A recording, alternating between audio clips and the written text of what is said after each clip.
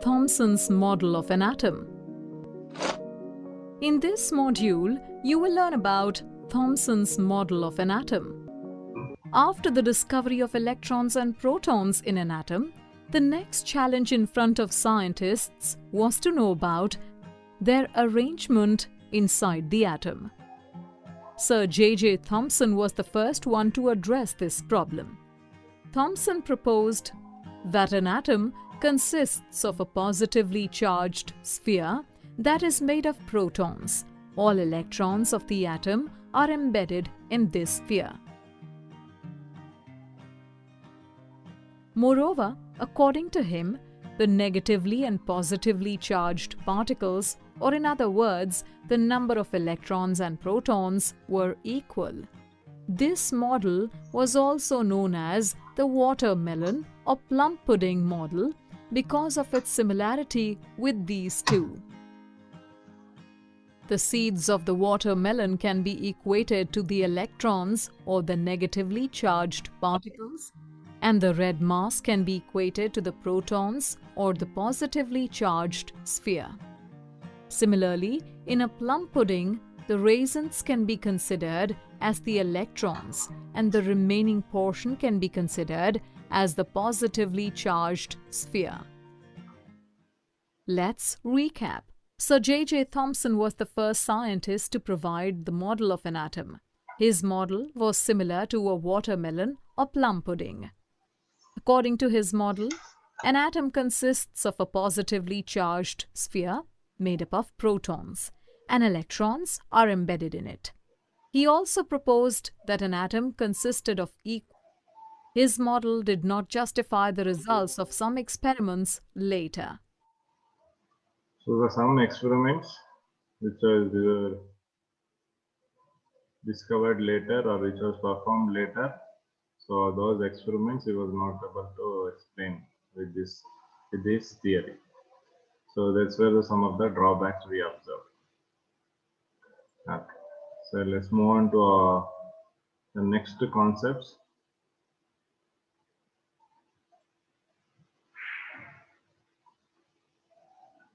Okay, so J.J. Thomson's atomic model ಆದ್ಮೇಲೆ, so next ನಮಗೆ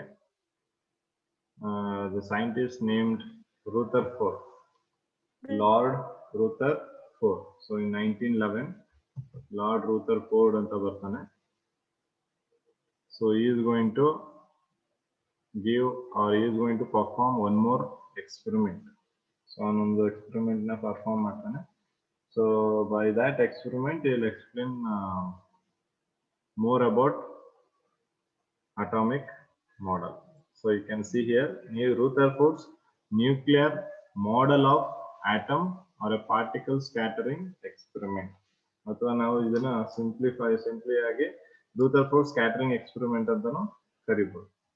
Okay, so Rutherford's experiment ಅಂತ ಕೇಳ್ತಾರೆ. So ಇದ್ರದ್ದು ಕೇಳ್ತಾರೆ ಎಕ್ಸಾಮ್ ಅಲ್ಲಿ, ತುಂಬಾ ಇಂಪಾರ್ಟೆಂಟ್. ಸುಮಾರು ಸತಿ ಇದ್ರದ್ದು ಕ್ವಶನ್ಸ್ ರಿಪೀಟ್ ಆಗಿದೆ based on this. Okay, so ಏನ್ ಎಕ್ಸ್ಪೆರಿಮೆಂಟ್ ಮಾಡಿದ್ದು Rutherford? So what experiment he has done? So in 1911, so 1911 ಗೆ ನ್ಯೂಟ್ರಾನ್ ಡಿಸ್ಕವರ್ ಆಗಿತ್ತಾ? No, sir. No, sir. So ಅವಾಗ ಥಿಯರಿ ಥಾಮ್ಸನ್ ಆದ್ಮೇಲೆ next atomic model theory Rutherford ಬಂದಿದ್ದು. So Rutherford ಬಂದಾಗನು ಅಲ್ಲಿ neutron ಬಗ್ಗೆ ಏನು ಡಿಸ್ಕವರಿ ಆಗಿರ್ಲಿಲ್ಲ. ಓಕೆ, ಸೊ ಇವನೇನ್ ಎಕ್ಸ್ಪೆರಿಮೆಂಟ್ ಮಾಡ್ದ? So he was conducted an experiment by bombarding very thin gold foil with high velocity alpha particles. ಇಲ್ಲಿ alpha particles ಏನು?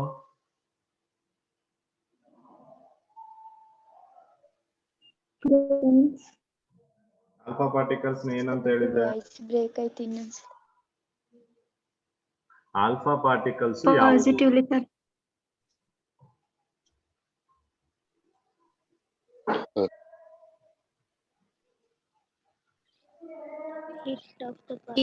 Helium. So helium ಹೇಳಿದೆ. Helium is the alpha particle ಅಂತ. Alpha particles. Okay, so ಆ helium ನಿಂದ ಏನು radiations emit ಆಗ್ತಿತ್ತು, so ಅದನ್ನ ಅವರು ಒಂದು ಗೋಲ್ಡ್ ಫಾಯಿಲ್ ಮೇಲೆ ಒಂದು ಗೋಲ್ಡ್ ಫಾಯಿಲ್ ಮೇಲೆ ಹಿಟ್ ಮಾಡೋದು. So alpha particles had a very high velocity. So alpha particles ಯಾವಾಗ ನಮ್ಗೆ ಗೋಲ್ಡ್ ಫಾಯಿಲ್ ನ ಬಂದು ಹಿಟ್ ಮಾಡ್ತಿತ್ತು, ಇಲ್ಲಿ ನೀವು ಅಬ್ಸರ್ವ್ ಮಾಡಬಹುದು gold foil, right. So you can see the diagram over here. ಇದು ಈ ಡಯಾಗ್ರಾಮ್ ನೋಡಿ, ದಿಸ್ ಡಯಾಗ್ರಾಮ್. ಓಕೆ, ಸೊ ಇಲ್ಲಿ ಅಬ್ಸರ್ವ್ ಮಾಡಿ. ಸೊ ಇದು ಎಲ್ಲೋ ಏನಿದೆ, ಇದು ಗೋಲ್ಡ್ ಫಾಯಿಲ್ ಮೆನ್ಷನ್ ಮಾಡಿದ್ರು ನೋಡಿ, ಇಸ್ ದ ಗೋಲ್ಡ್ ಫಾಯಿಲ್. ಅದ್ರ ಸುತ್ತ ಏನ್ ಹಾಕಿದ್ದಾರೆ, ಫೋಟೋಗ್ರಾಫಿಕ್ ಪ್ಲೇಟ್ ಅಥವಾ ಫ್ಲೋರೋಸೆಂಟ್ ಸ್ಕ್ರೀನ್ ಅಂತಾನು ಕರಿತೀವಿ ಇದನ್ನ. Okay, so that is also known as Fluorescence screen. Fluorescent screen. ಯಾವ್ದ್ರಿಂದ ಮಾಡಿರ್ತಾರೆ? Zn sulfate. Zinc sulphide, zinc sulphide ಅಥವಾ ZNS ಅಂತ ಹೇಳಿ, ZNS ಅಂತ ಹೇಳಿ, ಅಥವಾ ಜಿಂಕ್ ಸಲ್ಫೈಡ್ ಅಂತ ಹೇಳಿ.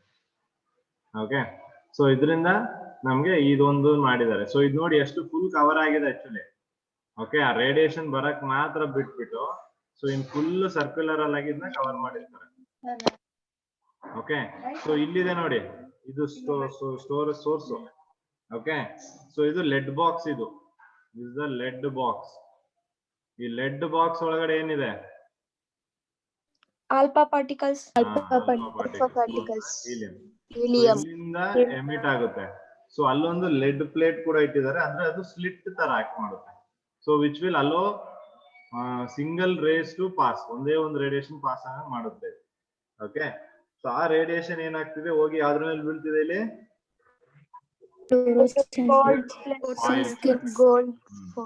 ನೋಡಿ, ಇಲ್ಲಿ theme of high energy alpha particles from a radioactive source was directed at a thin foil. ಎಷ್ಟು thickness ನೋಡಿ, 100 nanometer. 100 nanometer ಅಂದ್ರೆ 100 into 10 to the power of -9 meter thickness.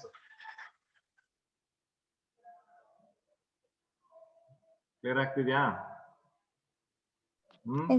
Very very very very thin, ತುಂಬಾ thin foil ಅದು, ಅಷ್ಟು thin foil of gold metal. Okay, so ಅದನ್ನ use ಮಾಡಿದ್ದಾರೆ. So ಅದನ್ನ ಅವರು ಇಲ್ಲಿ ಯೂಸ್ ಮಾಡಿದ್ದಾರೆ. ಮತ್ತೆ ನೋಡಿ, thin gold foil had A circular fluorescent zinc sulphide screen. So whenever a particle struck the screen, a tiny flash of light produced at that point. ಅರ್ಥ ಆಗ್ತಿದೆಯಲ್ಲ, ಒಂದು ಮಾರ್ಕ್ ಮಾಡ್ತಾ ಇತ್ತು ಅದು. ಯಾವಾಗ ಯಾವ್ದೋ ಒಂದು ಬೀಮ್ ಇದರಿಂದ ಹೋಗಿ ಪಾಸ್ ಆಗ್ಬಿದ್ರೆ ಅವಾಗ ಏನಾಗ್ತಿತ್ತು, ಒಂದು ಫ್ಲಾಶ್ ಆಗ್ತಾ ಇತ್ತು ಅಥವಾ ಒಂದು ಮಾರ್ಕ್ ತರ ಫಾರ್ಮೇಶನ್ ಆಗ್ತಾ ಇತ್ತು. ಓಕೆ, ಸೊ ಇದು ಅವನು ಎಕ್ಸ್ಪೆರಿಮೆಂಟ್ ಮಾಡಿದ್ದು. ಸೊ ಎಕ್ಸ್ಪೆರಿಮೆಂಟ್ ಮಾಡಿದಾಗ ಅಬ್ಸರ್ವೇಷನ್ ಮಾಡ್ತಾರಲ್ವಾ, ಸೊ ಏನೆಲ್ಲ ಅಬ್ಸರ್ವೇಷನ್ ಆಯ್ತು ಅಂತ. Here we have observations. ಏನೆಲ್ಲ ಅವನು ಅಬ್ಸರ್ವ್ ಮಾಡ್ದ, ರೂಥರ್ಫೋರ್ಡ್ ಏನೆಲ್ಲ ಅಬ್ಸರ್ವ್ ಮಾಡ್ದ ಅಂತ. ಇದು ತುಂಬಾ ಇಂಪಾರ್ಟೆಂಟ್ ಅಬ್ಸರ್ವೇಷನ್, ಎಕ್ಸಾಮ್ ಅಲ್ಲಿ ಕೇಳ್ತಾರೆ ಅಬ್ಸರ್ವೇಷನ್ ನ. ಸೊ ಕ್ಲಿಯರ್ ಆಗಿ ಅರ್ಥ ಮಾಡ್ಕೊಳ್ಳಿ. ಅರ್ಥ ಆಗ್ಲಿಲ್ಲ ಅಂದ್ರೆ ಅಥವಾ ಕೇಳಿಸ್ಲಿಲ್ಲ ಅಂದ್ರೆ ಪುನಃ ಕೇಳ್ಕೊಳ್ಳಿ. ಓಕೆ, ಸೊ ಫಸ್ಟ್ ಅಬ್ಸರ್ವೇಷನ್ ಏನ್ ಮಾಡಿದ್ದು, most of the alpha particles passed through the gold foil undeflected. most of the, ತುಂಬಾ ಅಂದ್ರೆ ಈಗ ಒಂದು 10 ರೇಡಿಯೇಷನ್ಸ್ ಬಂತು ಅನ್ಕೊಳ್ಳಿ. 10 ರೇಡಿಯೇಷನ್ಸ್ ಬಂದ್ರೆ ಅದರಲ್ಲಿ 8 ರೇಡಿಯೇಷನ್ ಏನಾಯ್ತು, ಗೋಲ್ಡ್ ಫಾಯಿಲ್ ಮುಖಾಂತರ ಪಾಸ್ ಆಗ್ತಿತ್ತು, ಅನ್ಡಿಫ್ಲೆಕ್ಟೆಡ್. ಅನ್ಡಿಫ್ಲೆಕ್ಟೆಡ್ ಅಂದ್ರೆ ಏನು? ರಿಫ್ಲೆಕ್ಟ್ ಆಗಲ್ಲ. ಹೌದು, ಈಗ ಹಿಂಗೆ ಸ್ಟ್ರೈಟ್ ಆಗಿ ಹೋಗೋದು ಅದು. ಡಿಫ್ಲೆಕ್ಟ್ ಅಂದಾಗ ಹಿಂಗೆಲ್ಲ ಹೋಗೋದು ಅಥವಾ ಈ ಕಡೆ ಎಲ್ಲ ಹೋಗೋದು, ಸೊ ಈ ತರ ಆಗುವಂತದ್ದು. ಮತ್ತೆ ಹಿಂಗ್ ಹೊಡೆದ್ ಹಿಂಗ್ ವಾಪಸ್ ಹೋಗುವಂತದ್ದು, ಈ ತರ ಎಲ್ಲ ಇರ್ತದೆ. ಸೊ ಈ ತರ ಯಾವ್ದಾರ ಆಗಿದ್ಯಾ? ಆ ತರ ಯಾವ್ದು ಆಗಿಲ್ಲ. ಓಕೆ, ಸೊ ಅಲ್ಲಿ ಏನಂತ ಹೇಳ್ತಿದ್ದಾರೆ, most of the radiations, most of the alpha particles ಏನ್ ಪಾಸ್ ಆಯ್ತು ಅವೆಲ್ಲ ಏನಾಗಿದೆ, ನಮ್ಗೆ ಗೋಲ್ಡ್ ಫಾಯಿಲ್ ಮುಖಾಂತರ ಪಾಸ್ ಆಗಿದೆ without getting undeflected. Okay, so this is the first observation on ಮಾಡಿದ್ದು. Next second, a small fraction of the particles were deflected by small angles. ಅಂದ್ರೆ ಅರ್ಥ ಏನು?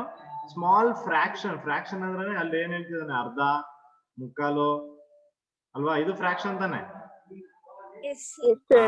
ಸೊ ಅಂದ್ರೆ ತುಂಬಾ ಒಂದು 0.5, 0.6 ಆ ತರ ಹೇಳ್ತಾ ಇರ್ತಾರೆ. ಸೊ ಅಷ್ಟು ಅಮೌಂಟ್ ಆಫ್ ಆಲ್ಫಾ ಪಾರ್ಟಿಕಲ್ ಏನಾಗ್ತಿದೆ, ಡಿಫ್ಲೆಕ್ಟ್ ಆಗ್ತಾ ಇದೆ. ಏನಾಗ್ತಿದೆ, ಅವು ಡಿಫ್ಲೆಕ್ಟ್ ಆಗ್ತಿದೆ. ಜಾಸ್ತಿ ಆಂಗಲ್ ಅಂತಾನೆ ಹೇಳಿಲ್ಲ ಇಲ್ಲಿ ಅಲ್ವಾ, ವೆರಿ ಸ್ಮಾಲ್ ಆಂಗಲ್. ಹಿಂಗ್ ಬಂದು ಇಷ್ಟು ಹೋಗಿರ್ಬೋದು, ಇಷ್ಟಿಷ್ಟೇ ಹೋಗಿರ್ಬೋದು ಈ ತರ. Okay, so very small angle ಅಲ್ಲಿ ಏನಾಗ್ತಿದೆ, ಅವು ಡಿಫ್ಲೆಕ್ಟ್ ಆಗ್ತಾ ಇದೆ. ನೆಕ್ಸ್ಟ್ ಪಾಯಿಂಟ್ ಯಾವುದು, ಥರ್ಡ್ ಪಾಯಿಂಟ್ ಏನ್ ಅಬ್ಸರ್ವೇಷನ್ ಮಾಡ್ತಾನೆ, ವೆರಿ ಫ್ಯೂ ಪಾರ್ಟಿಕಲ್ಸ್. 20,000 ಇದ್ರೆ ಅದ್ರಲ್ಲಿ ಎಷ್ಟು, ಒಂದು. ಹೇಳಲ್ ಬೇಗ, 50,000ದಲ್ಲಿ ಒಬ್ಬನಿಗೆ ಕೊರೋನಾ ಬಂತು, 100 ಜನದಲ್ಲಿ ಒಬ್ಬನ್ ಕೊರೋನಾ ಬಂತು ಅಂತ ಹೇಳ್ತಾರ ಇಲ್ವೋ? ಆತರ ಇಲ್ಲಿ 20,000 ರೇಡಿಯೇಷನ್ ಒಂದ್ ರೇಡಿಯೇಷನ್ ಏನಾಗ್ತಿದೆ ಇಲ್ಲಿ, ಬೌನ್ಸ್ಡ್ ಬ್ಯಾಕ್. ಬೌನ್ಸ್ಡ್ ಬ್ಯಾಕ್ ಅಂದ್ರೆ ಅರ್ಥ ಏನು?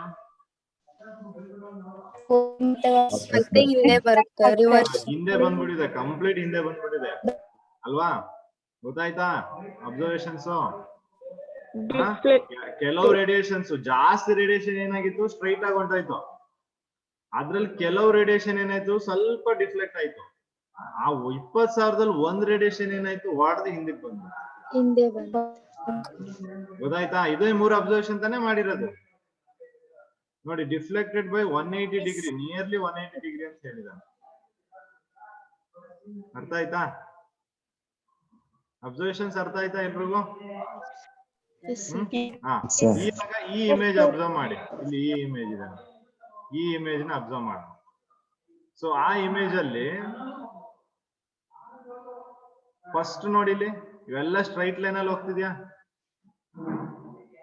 ಇವಿಷ್ಟು ರೇಡಿಯೇಷನ್ ಎಲ್ಲೂ ಡಿಫ್ಲೆಕ್ಟ್ ಆಗಿಲ್ಲ ನೋಡಿ, ಎಲ್ಲ ಸ್ಟ್ರೈಟ್ ಲೈನ್ ಅಲ್ಲಿ ಹೋಗ್ತಾ ಇದೆ ಅಲ್ವಾ? ಆಮೇಲೆ ನೋಡಿ ಸ್ವಲ್ಪ ಡಿಫ್ಲೆಕ್ಟ್ ಆಗಿದ್ದಾವೆ. ಇಲ್ಲಿ ನೋಡಿ ಸ್ವಲ್ಪ ಡಿಫ್ಲೆಕ್ಷನ್ಸ್ ಕಾಣಿಸ್ತಿದೆಯಲ್ವಾ? ಕೆಲವು ರೇಡಿಯೇಷನ್ ಗಳು ಡಿಫ್ಲೆಕ್ಟ್ ಆಗಿದೆ. ಯಾವ್ದೋ ಒಂದ್ ಏನಾಗಿದೆ ನೋಡಿ, ಕಂಪ್ಲೀಟ್ಲಿ ಡಿಫ್ಲೆಕ್ಟ್ ಆಗ್ಬಿಟ್ಟಿದೆ. ಕಂಪ್ಲೀಟ್ಲಿ ಬ್ಯಾಕ್ ಹಿಂದೆ ಬಂದ್ಬಿಟ್ಟಿದೆ. ಅರ್ಥ ಆಯ್ತಾ ಇದು?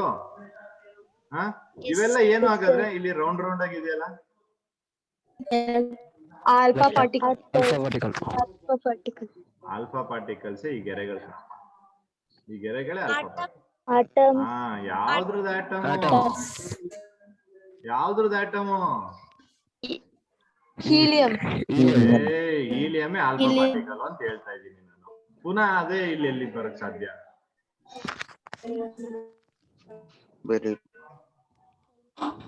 Gold. Very good, gold foil ಇಲ್ವಾ? ಅದು ಮೆಟಲ್ ತಾನೆ. ಗೋಲ್ಡ್ ಅಲ್ಲಿ ಹಂಗಾರೆ ಆಟಮ್ ಇಲ್ವಾ? ಇದೆ. ಸೊ ಈ ಒಂದು ನೀವೇನ್ ಅಬ್ಸರ್ವ್ ಮಾಡ್ತಿದ್ರ, ರೌಂಡ್ ರೌಂಡ್ ಶೇಪ್ ಆಗಿದೆ. ಇವೆಲ್ಲ ಯಾವ್ದ್ರದ್ದು ಆಟಮ್ ಈಗ? Gold atom. ಅರ್ಥ ಆಯ್ತಾ? ಸೊ ಈಗ ನಿಮ್ಗೆ ಅಬ್ಸರ್ವೇಷನ್ ಅರ್ಥ ಆಗಿದ್ರೆ ಇದರಿಂದ ಕನ್ಕ್ಲೂಷನ್ ಸಿಗುತ್ತೆ ನಮ್ಗೆ. ಅದು ನಿಮ್ಗೆ ಈಸಿಯಾಗಿ ಅರ್ಥ ಆಗುತ್ತೆ. If you are very sure about the observation, conclusion clear ಆಗುತ್ತೆ. ಅಬ್ಸರ್ವೇಷನ್ ಕ್ಲಿಯರ್ ಆಗಿದೆ ಎಲ್ರಿಗೂ?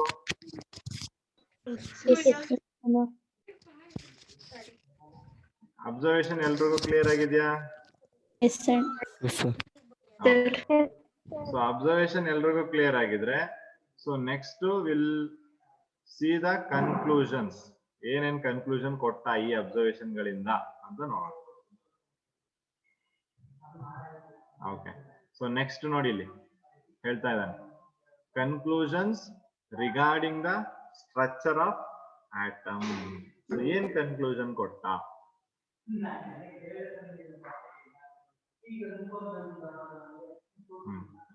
Most of the space in the atom is empty.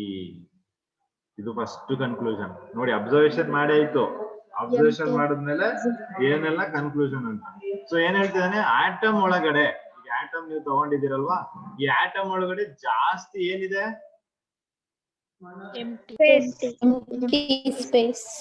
ಖಾಲಿ ಜಾಗ. Okay, most of the space in the atom is empty. ಅದ್ ಯಾವ basis ಮೇಲೆ ಹೇಳಿದ್ದು?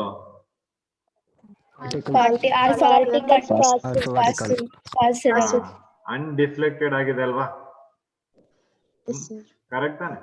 ಈಗ ಒಂದು ಪಾರ್ಟಿಕಲ್ ಹಿಂಗಿದೆ ಅಂದ್ರೆ ಇದ್ರ ಮೂಲಕ ರೇಡಿಯೇಷನ್ ಹಿಂಗ್ ಪಾಸ್ ಆದ್ರೆ ಈ ಕಡೆ ಏನಿದೆ ಅಂತ ಅರ್ಥ, ಖಾಲಿ ತಾನೆ ಅದರ.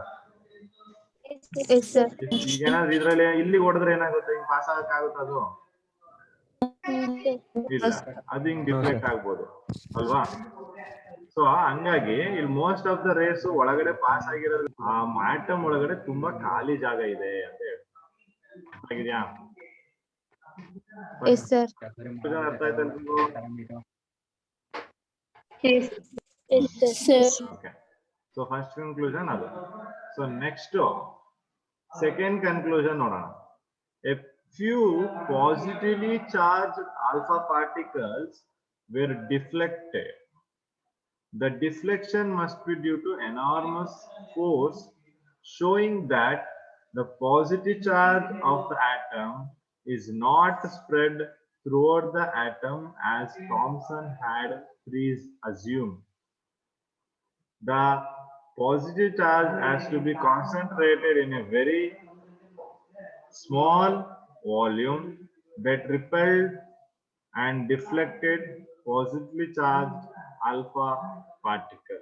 Okay, ಇದು ಒಂದು ಸ್ವಲ್ಪ ದೊಡ್ಡ ಎಕ್ಸ್ಪ್ಲನೇಷನ್ ಅನ್ಸುತ್ತೆ, but it is very small. I will explain that. Okay, so ಇಲ್ಲೇನ್ ಹೇಳ್ತಿದ್ದಾರೆ,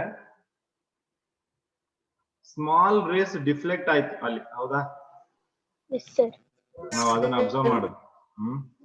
ಸೊ ಲಾಸ್ಟ್ ಸ್ಲೈಡ್ ನೀವು ನೋಡಿದ್ರೆ, ಸೊ ಈ ಲಾಸ್ಟ್ ಸ್ಲೈಡ್ ಅಲ್ಲಿ few radiations are getting deflected, right?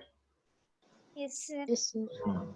Okay, ಏನ್ ಹೇಳಿದಾನೆ, ಸ್ಮಾಲ್ ಫ್ರಾಕ್ಷನ್ ಆಫ್ ರೇಸ್ ಏನಾಗಿದೆ, ಡಿಫ್ಲೆಕ್ಟ್ ಆಗಿದೆ ಅಂತ. ಸೊ ಇದೇನ್ ಹೇಳ್ತಿದ್ದಾರೆ, this is because of the positive charge on the nucleus. Okay, so ಅದು ನೋಡೋಣ.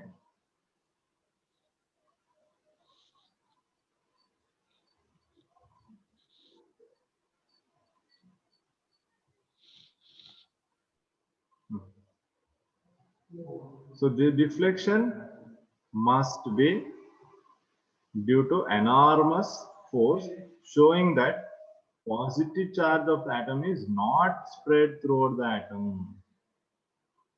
Okay, so a deflection ಏನಕ್ಕೆ ಆಗ್ತಿರೋದು, due to enormous force that the positive charge of the atom is not spread throughout the atom. So full atom full, ಈಗ ಅವನು Thomson ಹೇಳಿದ atom full ಬರೀ positive charge ಇದೆ ಅಂತ ಹೇಳಿದ ತಾನೆ, ಥಾಮ್ಸನ್ ಅಟಾಮಿಕ್ ಮಾಡಲ್. ಬಟ್ ಇಲ್ಲಿ ಏನಾಗ್ತಿದೆ, ಈ ಒಂದು ಡಿಫ್ಲೆಕ್ಷನ್ ಇಂದ ಅವ್ರು ಏನ್ ಕನ್ಕ್ಲೂಷನ್ ಬರ್ತಾ ಇದಾರೆ ಅಂದ್ರೆ, so this deflection is because of positive charge of the atom is not spread through out the atom. ಅದು ಫುಲ್ ಸ್ಪ್ರೆಡ್ ಆಗಿಲ್ಲ. ಅರ್ಥ ಆಗ್ತಿದ್ಯಾ? ಈಗ ನೋಡಿ, ಈಗ ಇದು ಆಟಮ್, ಸರಿನಾ? ಓಕೆನಾ? ಇಲ್ಲಿ ಈಗ ಸೆಂಟ್ರಲ್ ಏನ್ ಇಟ್ಟಿದ್ದೀನಿ ನಾನು, ಪಾಸಿಟಿವ್ ಚಾರ್ಜ್. ಓಕೆ, ಇವಾಗ ರೇಸ್ ಹಿಂಗ್ ಬಂತು, ಹಿಂಗ್ ಬಂದಾಗ ರೇಸು ಈ ಫೋರ್ಸ್ ಮತ್ತೆ ಇಲ್ಲಿದು ಫೋರ್ಸ್ ಇಂದ ಏನಾಯ್ತು, ಅದು ಸ್ಲೈಟ್ ಆಗಿ ರಿಫ್ಲೆಕ್ಟ್ ಆಯ್ತು. ಹಿಂಗೆ ಅರ್ಥ ಆಗ್ತಿದ್ಯಾ? ಪುನಃ ಇಲ್ಲಿಂದ ಬಂದನು, ಇದು ಪುನಃ ಫೋರ್ಸ್ ಬಂತು, ಈ ಸೈಡ್ ಹೋಯ್ತು. ಇದು ಸೈಡ್ ಬರ್ತಿದೆ, ಸೆಂಟರ್ ಬರ್ತಾ ಇಲ್ಲ. ಕ್ಲಿಯರ್ ಆಗ್ತಿದ್ಯಾ? ಸೊ ಇಲ್ಲಿ ಈ ಪಾಸಿಟಿವ್ ಚಾರ್ಜ್ ಮತ್ತು ಈ ರೇಡಿಯೇಷನ್ ಮಧ್ಯೆ ಏನೋ ಒಂದು ರಿಫ್ಲೆಕ್ಷನ್ಸ್ ಇದೆ. ಓಕೆ, ಸೊ ಅದರಿಂದ ಏನಾಗ್ತಿದೆ, ಅದು ಡಿಫ್ಲೆಕ್ಟ್ ಆಗ್ತಿದೆ ಈ ಕಡೆಗೆ ಅಂತ. ಓಕೆ, ರಿಪಲ್ಷನ್ ಇದೆ ಅಲ್ವಾ, ಆ ರಿಪಲ್ಷನ್ ಇಂದ ಏನಾಗ್ತಿದೆ, ಅದು ಡಿಫ್ಲೆಕ್ಟ್ ಆಗ್ತಿದೆ. ಸೊ ಅದಕ್ಕೆ ಹೇಳಿದಾರೆ ನೋಡು, so the positive charge as to be concentrated in a very small volume that repelled and deflected the positively charged alpha particles. So ಅದೇನ್ ಮಾಡ್ತು, ಅಥವಾ ಅದೆಲ್ಲ ರಿಪೆಲ್ ಮಾಡ್ತು, ರಿಪಲ್ಷನ್ ಆಗಿದೆ ಅಲ್ಲಿ. ಗೊತ್ತಾಯ್ತಾ? Yes sir. ಸೊ ಅಲ್ಲಿ ಸೆಂಟ್ರಲ್ ಏನೋ ಒಂದು ಪಾಸಿಟಿವ್ ಚಾರ್ಜ್ ಇದೆ, ಪಾಸಿಟಿವ್ ಚಾರ್ಜ್ ಫುಲ್ ಸ್ಪ್ರೆಡ್ ಆಗಿಲ್ಲ ಆಟಮ್ ಅಲ್ಲಿ. ಅರ್ಥ ಆಗ್ತಿದೆಯಾ? ಥಾಮ್ಸನ್ ಪ್ರಕಾರ ಏನೋ ಆಟಮ್ ಪ್ರಕಾರ ಫುಲ್ ಆಗಿ ಸ್ಪ್ರೆಡ್ ಆಗ್ಬೇಕಲ್ವಾ? Yes, sir.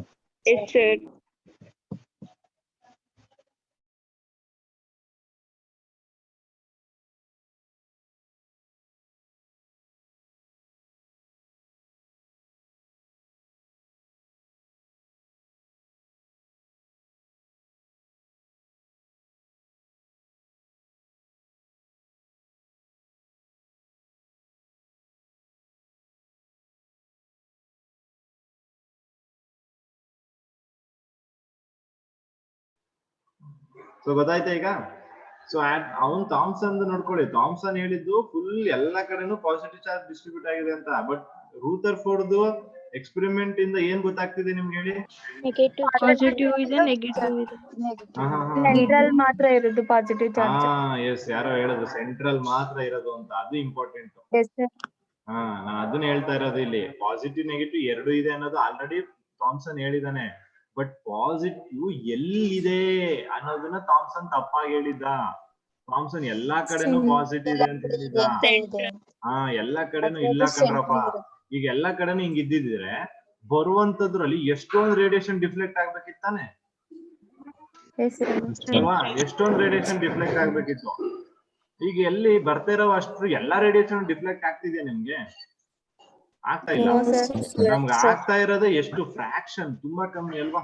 ಸೊ ಅದಕ್ಕೆ ಏನ್ ಬರ್ತಿದೆ, ಸೆಂಟರ್ ಕಡೆ ಬರ್ತಿರೋ ರೇಡಿಯೇಷನ್ ಗಳು ಮಾತ್ರ ಏನಾಗ್ತಿದೆ, ಇಲ್ಲಿ ಡಿಫ್ಲೆಕ್ಟ್ ಆಗ್ತಾ ಇದೆ. ಅದು ಸೆಕೆಂಡ್ ಕನ್ಕ್ಲೂಷನ್. ಸೆಕೆಂಡ್ ಅಬ್ಸರ್ವೇಷನ್ ಮಾಡಿದ ನೋಡಿ, ಆ ಸೆಕೆಂಡ್ ಅಬ್ಸರ್ವೇಷನ್ ಕನ್ಕ್ಲೂಷನ್. ಗೊತ್ತಾಯ್ತಾ? ಈಗ ಎಲ್ರಿಗೂ ಗೊತ್ತಾಯ್ತಾ ಸೆಕೆಂಡ್ ಕನ್ಕ್ಲೂಷನ್ ಏನ್ ಅರ್ಥ ಅಂತ? ಆಟಮ್ ಅಲ್ಲಿ ಪಾಸಿಟಿವ್ ಚಾರ್ಜ್ ಎಲ್ಲಿದೆ? Okay, very good. ಸೊ ಈಗ ನೆಕ್ಸ್ಟ್ ಅದೆಲ್ಲ ಆದ್ಮೇಲೆ ಲಾಸ್ಟ್ ಒಂದ್ ಏನ್ ಹೇಳಿದ, ರಿಫ್ಲೆಕ್ಟ್ ಆಗೋಯ್ತು 100 ಟೈಮ್ಸ್ ಅಂತ ಅಲ್ವಾ? ಸಾರಿ, 180 ಡಿಗ್ರಿ ರಿಫ್ಲೆಕ್ಟ್ ಆಗುತ್ತೆ ಅಂದ್ರೆ nucleus is negligibly small as compare to the total volume of the atom. ಅಂದ್ರೆ ಈಗ ರಿಫ್ಲೆಕ್ಟ್ ಆಗ್ಬೇಕು ಅಂದ್ರೆ ಅದೇನಾಗ್ಬೇಕು? ಈಗ ಇದು ಆಟಮ್, ಇಲ್ಲಿ ಸೆಂಟ್ರಲ್ ಪಾಸಿಟಿವ್ ಇದೆ ಅಂತ ಹೇಳಿದ್ವಿ. ಈಗ ಇದು ವಾಡ್ದು ಹಿಂದೆ ಬಂದ್ಬಿಟ್ಟಿದೆ ಅಲ್ವಾ? ಅಂದ್ರೆ ಕರೆಕ್ಟ್ ಆಗಿ ಹೋಗಿ ಸೆಂಟರ್ಗೆ ಹೊಡೆದಿದೆ ಅಂತ ತಾನೇ ಅರ್ಥ ಅದು ಅಲ್ವಾ? ಈಗ ನೀವೇ ಬೇಕಾದ್ರೆ ಬಾಲ್ ನ ತಗೊಂಡು ಅದನ್ನ ಯಾವ್ದಾದ್ರು ವಾಲ್ ಮೇಲೆ ಎಸೆತಿದ್ರೆ, ಒಂದು ಸರ್ಕ್ಯುಲರ್ ಶೇಪ್ ಮೇಲೆ ಎಸೆತಿದ್ದೀರಾ ಅನ್ಕೊಳ್ಳಿ, ಓಕೆ? ಅಥವಾ ಒಂದು ಕಲ್ ಬಂಡೆ, ಅದು ಬಂಡೆ ಹೆಂಗಿದೆ ಅಂದ್ರೆ ಸರ್ಕ್ಯುಲರ್ ಬಂಡೆ ಇದೆ. ಆ ಬಂಡೆ ಮೇಲೆ ನೀವು ಎಸಿತಾ ಇದ್ದೀರಾ ಬಾಲ್ ನ. ನೀವು ಕರೆಕ್ಟ್ ಆಗಿ ಫೋಕಸ್ ಮಾಡಿ ಸೆಂಟರ್ ಹೊಡೆದ್ರೆ ಆ ಬಾಲ್ ಏನಾಗುತ್ತೆ? ರಿಫ್ಲೆಕ್ಟ್ ಆಗುತ್ತೆ, ಪುನಃ ನಿಮ್ಮ ಹತ್ರ ಬರುತ್ತೆ, ಮತ್ತೆ ಬರುತ್ತೆ ನಮ್ಮ ಹತ್ರ, ಹೌದಲ್ವಾ? ಅದೇ ನೀವು ಸ್ವಲ್ಪ ಮಿಸ್ ಆಗಿ ಸೈಡ್ ವೇಸ್ ಹೊಡೆದ್ರೆ ಏನಾಗುತ್ತೆ? ಮೇಲ್ಗಡೆ ಹೋಗುತ್ತೆ, ಡಿಫ್ಲೆಕ್ಟ್ ಆಗುತ್ತೆ ತಾನೆ ಅಲ್ವಾ? ಅದು ಹಿಂಗ್ ಹೊಡೆದಾಗ ಏನಾಗುತ್ತೆ? ಹಿಂಗ್ ಡಿಫ್ಲೆಕ್ಟ್, ಹಿಂಗ್ ಹೊಡೆದಾಗ ಏನಾಗುತ್ತೆ? ಹಿಂಗ್ ಡಿಫ್ಲೆಕ್ಟ್ ಆಗುತ್ತೆ. S R no? ಸೊ ಹಾಗಾದ್ರೆ ಇಲ್ಲಿ ಅವನ್ ಏನ್ ಹೇಳ್ತಿದ್ದಾನೆ, ಒಂದು ಏನ್ ಮಾಡ್ತಿದೆ, ಅದು ಬಂದು ಕರೆಕ್ಟ್ ಆಗಿ ಇಸ್ ಹಿಟ್ಟಿಂಗ್ ದ ಈ ಸೆಂಟ್ರಲ್ ಹೊಡಿತಿದೆ ಅಂದ್ರೆ ಇದೇನಾಗಿದೆ, ತುಂಬಾ ಸ್ಟ್ರಾಂಗ್ ಆಗಿದೆ ಅಲ್ವಾ? ಸೊ ತುಂಬಾ ಸ್ಟ್ರಾಂಗ್ ಆಗಿದೆ. ಈ ಸೆಂಟ್ರಲ್ ಇರುವಂತದ್ದನ್ನೇ ಅವನ್ ಏನಂತ ಕರೀತಾನೆ, ರೂಥರ್ಫೋರ್ಡ್. He calls this as nucleus. Okay, actually Rutherford ಏನ್ ಮಾಡ್ತಾನೆ, he is going to discover nucleus. Yes, ಗೊತ್ತಾಗ್ತಿದ್ಯಾ? ಸೊ ರೂಥರ್ಫೋರ್ಡ್ ನ್ಯೂಕ್ಲಿಯಸ್ ನ ಡಿಸ್ಕವರ್ ಮಾಡ್ತಾನೆ. ಕ್ಲಿಯರ್ ಆಗಿದ್ಯಾ? ಸೊ ಮೂರನೇ ಪಾಯಿಂಟ್ ಅದು ಕನ್ಕ್ಲೂಷನ್ ಸಿಗ್ತಾ? ಮೂರನೇ ಪಾಯಿಂಟ್ ಅಲ್ಲಿ ಹಾಗಾದ್ರೆ ಆ ರೇಡಿಯೇಷನ್ ಎಲ್ಲಿ ಹೊಡೆದಿದೆ ಕರೆಕ್ಟ್ ಆಗಿ ಬಂದು? ಸೆಂಟರ್. ಓಕೆ, ಸೊ ಸೆಂಟ್ರಲ್ ಏನಿದೆ ಹಾಗಾದ್ರೆ? Very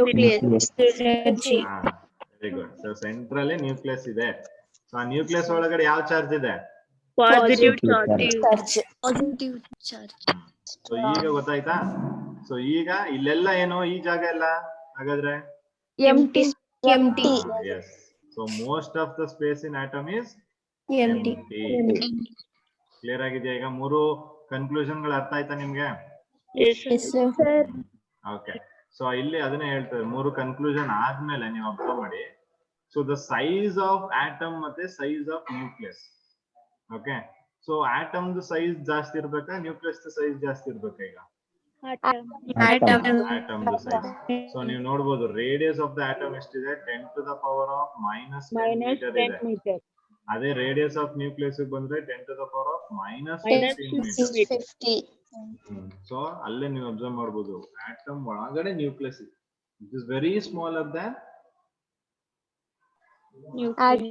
atom. ಬಟ್ ಆ ನ್ಯೂಕ್ಲಿಯಸ್ ಸಾಮಾನ್ಯದಲ್ಲ, it is very strong, it is very heavy ಅಲ್ವಾ? ತುಂಬಾ ಹೆವಿ ಇರುತ್ತೆ. ತುಂಬಾ ಸ್ಟ್ರಾಂಗ್ ಆಗಿರುತ್ತೆ. ಅದಕ್ಕೆ ಅದು ಯಾವುದೋ ಒಂದು ರೇಡಿಯೇಷನ್ ಹೊಡೆದಿದೆ ಅಂದ್ರೆ ಅದು ರಿಫ್ಲೆಕ್ಟ್ ಆಗೋ ಮಟ್ಟಿಗೆ ಹೋಗುತ್ತೆ ಅಲ್ವಾ.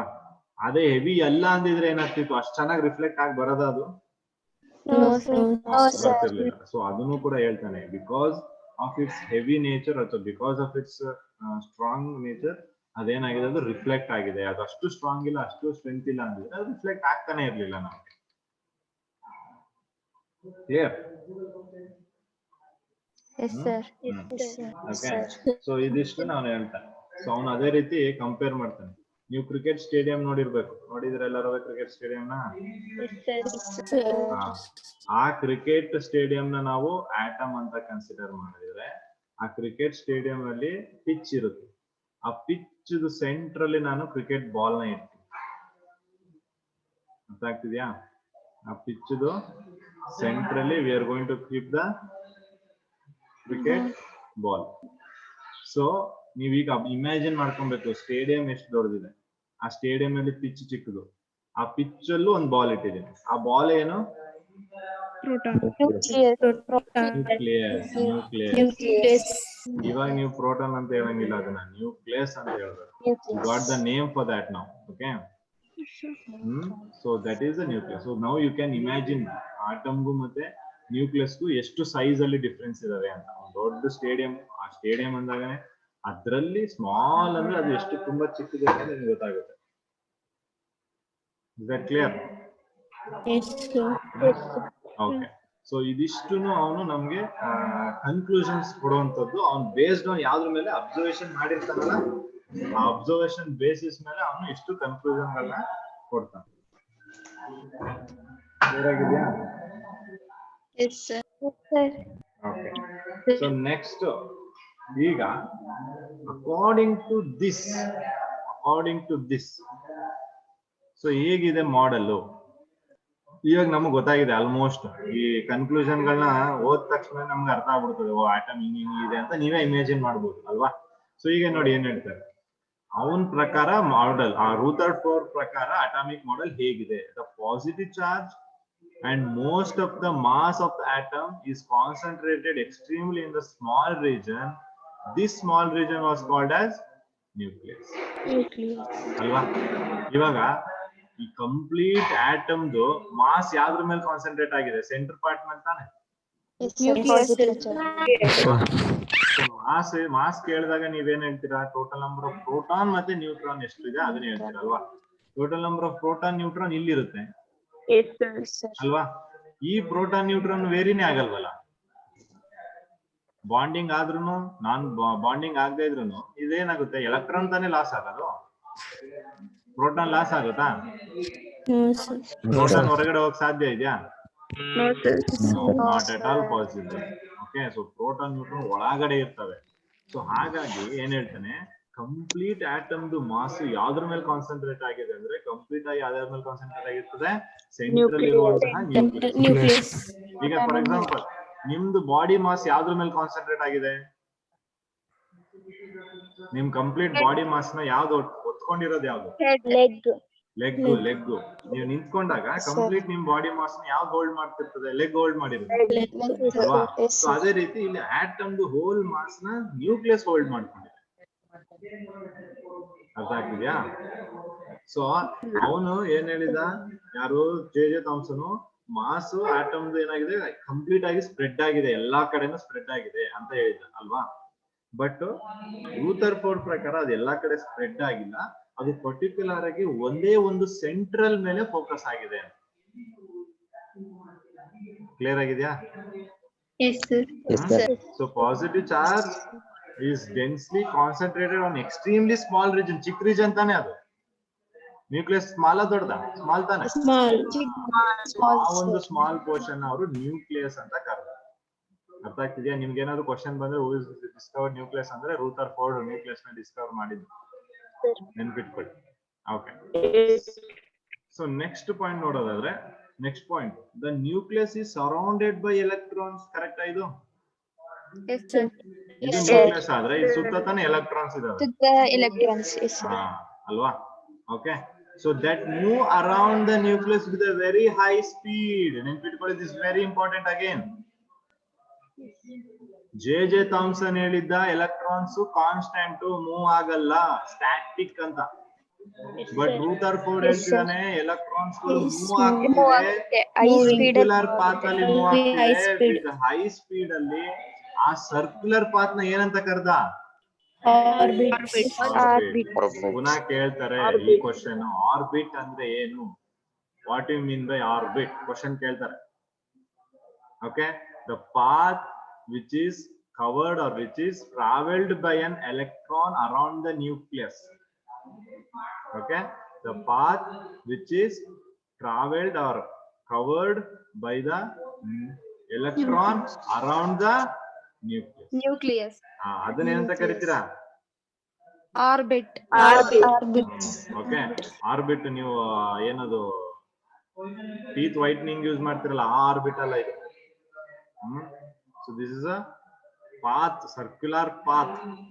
ನೋಡಿ ಅವನು ಏನ್ ಹೇಳ್ತಿದ್ದಾನೆ, ಸರ್ಕ್ಯುಲರ್ ಅಂತ ಹೇಳ್ತಿದ್ದಾನೆ. ನಮಗೂ ಗೊತ್ತಿಲ್ಲ ಸರ್ಕ್ಯುಲರ್ ಏನು ಅಂತ. ಅವನು ಸರ್ಕ್ಯುಲರ್ ಅಲ್ವಾ? ಓಕೆ, ಸೊ ನೆಕ್ಸ್ಟ್ ಏನ್ ಮಾಡ್ತಿದ್ದಾನೆ ನೋಡಿ ಅವನು, ರೂದರ್ಫೋರ್ಡ್ ಮಾಡೆಲ್ ನ ಯಾವ್ದು ರಿಸೆಂಬಲ್ ಮಾಡ್ತಿದೆ? Solar system. Solar system. ಇವಾಗ ನೀವು just imagine the solar system and try to compare that solar system as that of to the electron. ಇಲ್ಲಿ ಇವನು ಕೊಟ್ಟಿರೋ ಮಾಡೆಲ್ ಗೆ ಕಂಪೇರ್ ಮಾಡ್ಬೋದಾ ಇಲ್ವಾ? ಈಗ ಸೆಂಟ್ರು ಯಾವ್ದಾಯ್ತು ಸೋಲಾರ್ ಸಿಸ್ಟಮ್ ಅಲ್ಲಿ? ಸನ್ ಅಲ್ವಾ? ಅದ್ರ ಸುತ್ತ ಯಾರು ಸುತ್ತಾ ಇದಾರೆ? ಇಲ್ಲೂ ಹಂಗೆ ತಾನೇ ಇರೋದು. ಸೆಂಟ್ರಲ್ಲಿ ನ್ಯೂಕ್ಲಿಯಸ್ ಇದೆ, ಅದ್ರ ಸುತ್ತ ಎಲೆಕ್ಟ್ರಾನ್ಸ್. ಆಮೇಲೆ ನಮ್ಗೆ ಗೊತ್ತು ಎಲೆಕ್ಟ್ರಾನ್ಸ್ ಒಂದೊಂದು ಆರ್ಬಿಟ್ ಗಳಿರ್ತವೆ. ಶೆಲ್ ಗಳಿದೆ ಅಲ್ವಾ, K shell, M shell, N shell ಅಂತ. ಸೊ ಅದನ್ನೆಲ್ಲ ಇವನ್ ಏನ್ ಮಾಡಿದಾನೆ, ಅದನ್ನ ಕಂಪ್ಯಾರಿಸನ್ ಮಾಡಿದಾನೆ. ಸೊ ಸೋಲಾರ್ ಸಿಸ್ಟಮ್ ತರಾನೇ ಇಲ್ಲಿ ನಮ್ಗೆ ಆಟಮ್ ಒಳಗಡೆನು ಮೂವ್ಮೆಂಟ್ಸ್ ಆಗ್ತಾ ಇದೆ ಅಂತ. ಅರ್ಥ ಆಗಿದ್ಯಾ? ಅದು ಎರಡನೇ ಒಂದು ಮಾಡೆಲ್ ಬಗ್ಗೆ ಅವನು ಹೇಳ್ತಾ ಇರೋದು.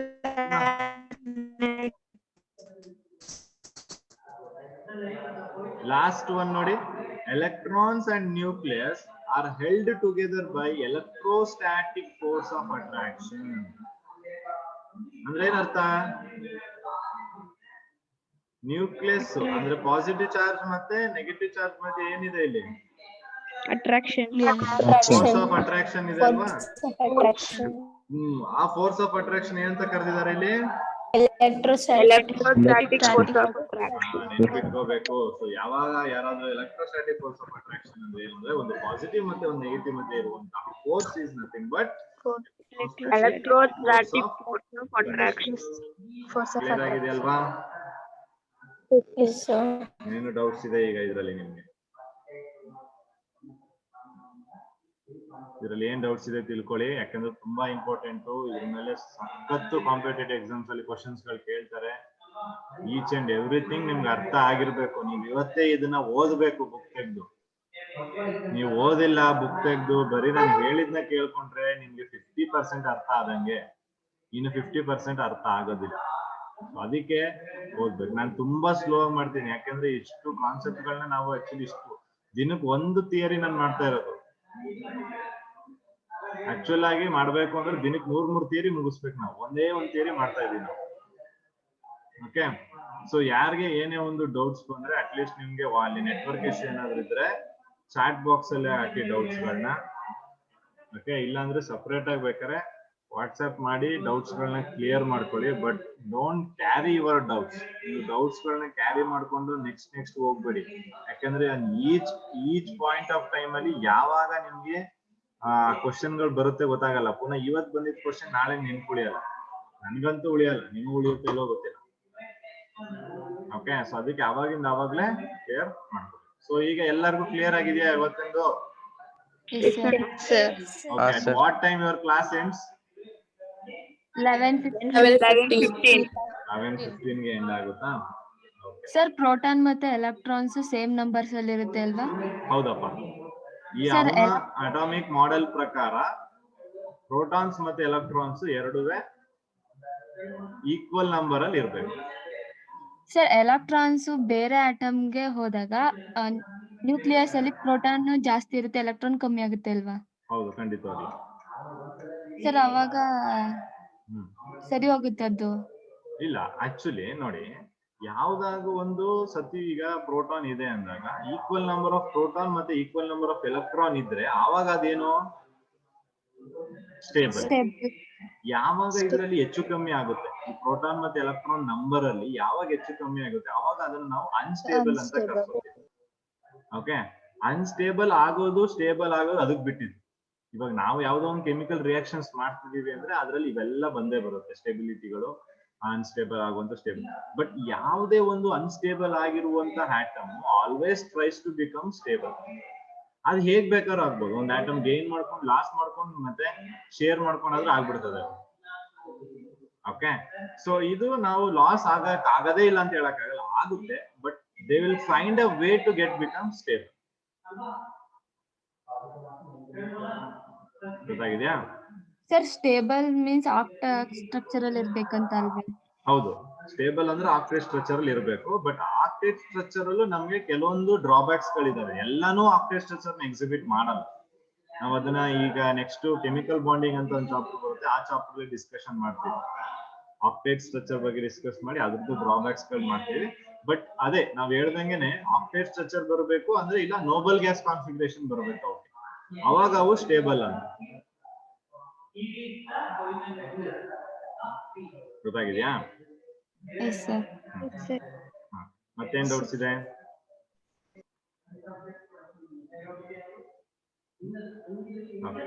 So I'll do one thing. So next